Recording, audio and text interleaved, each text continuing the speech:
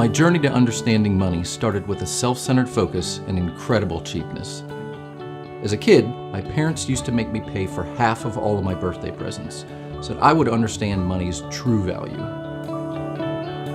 As an adult, that led me to overvaluing money.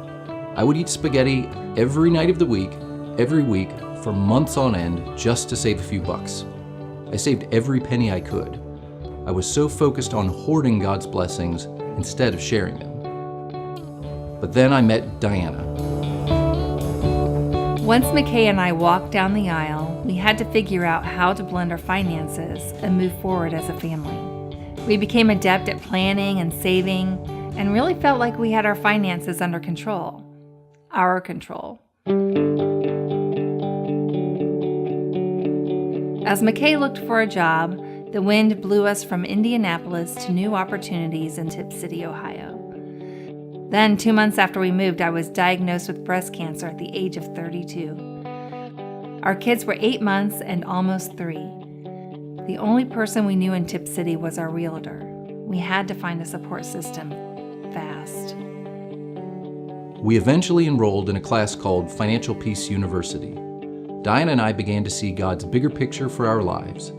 We stepped out in faith and decided to put God first, not separating our financial life from our spiritual life. But the people we met following Diana's diagnoses really gave us our first lesson in generosity.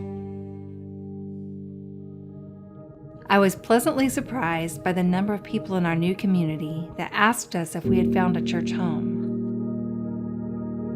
All of those people were from a place called Ginghamsburg. Invitations were coming at us left and right. One of the first Ginghamsburg events we attended was the community festival. Our family loved it.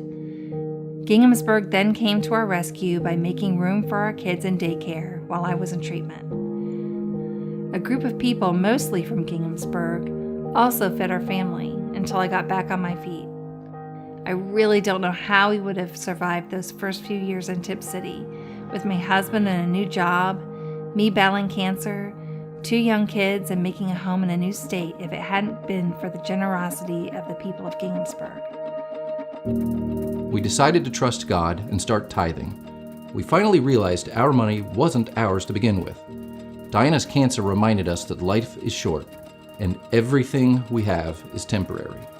I eventually found a wonderful job and know that we've been blessed to be stewards of God's resources. I still have a few of my old penny-watching tendencies, but God is teaching Diana and me to push the limits of what we think is possible. Because with God, all things are possible. Most recently, we have made a commitment to Beyond.